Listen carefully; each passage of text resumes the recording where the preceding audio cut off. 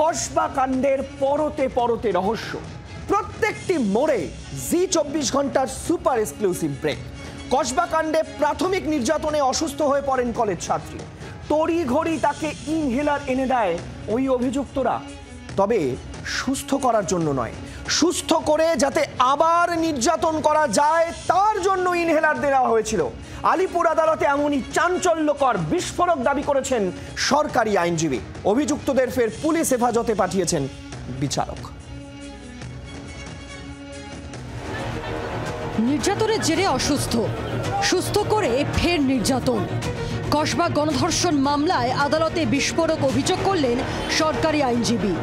মঙ্গলবার মূল অভিযুক্ত মনোজিৎ মিশ্র, জৈব আহমেদ, প্রমিত মুখোপাধ্যায় এবং নিরাপত্তারক্ষী পিনাকি বন্দ্যোপাধ্যায়কে আলিপুর থানায় নিয়ে যাওয়া হয়। সেখান থেকে ভার্চুয়ালি পেশ করা হয় আলিপুর আদালতে। শুনানি শুরুতেই সরকারি আইনজীবী অভিযোগ করেন, কলেজে নির্যাতনের কারণে অসুস্থ হয়ে পড়েন তরুণী। সে সময় তাকে ইনহেলার এনে দেয় এক অভিযুক্ত, তবে সুস্থ করার জন্য নয়, সুস্থ করে অত্যাচার চালানোর জন্যই ইনহেলার এনে দেওয়া হয় কলেজ ছাত্রীকে। এরা কতটা বেপরোয়া তা বোঝা যাচ্ছে। অসুস্থ নির্যাতিতরা যখন শ্বাস নিতে পারছে না, তখন তাকে ইনহেলার দিয়ে সুস্থ করা হচ্ছে এই উদ্দেশ্যে যে সাবসিকুয়েন্টলি তাকে আরও বেশি অত্যাচার আমি করতে পারবো, যেটা ফ্যাক্ট, এটাই বলেছি। এদিন শুনানিতে মক্কেলদের জন্য জামিনের আবেদনই করেননি অভিযুক্তদের আইনজীবী।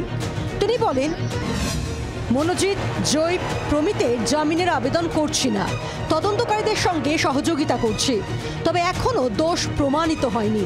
আমরা জানতে চাই, নির্যাতিতার মোবাইল কি বাজেয়াপ্ত করা হয়েছে?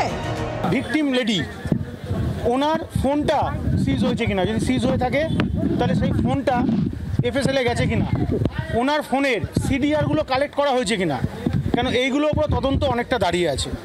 এফআইআর কপি দেখলে বোঝা যাবে এটা একটা ষড়যন্ত্র, একে ফাঁসানো হয়েছে। দুপক্ষের সওয়াল জবাব শেষে মনোজিৎ, জৈব ও প্রমিতকে 8ই জুলাই অবধি পুলিশ হেফাজতের নির্দেশ দেন বিচারক। আরও এক অভিযুক্ত পিনাকিকে 4 জুলাই অবধি পুলিশ হেফাজতের নির্দেশ দেওয়া হয়। ক্যামেরায় রঞ্জিতের সঙ্গে বিক্রমের রিপোর্ট, জি24 ঘন্টা। বাংলার আওয়াজ, বাঙালির আবেগ, জি24 ঘন্টা।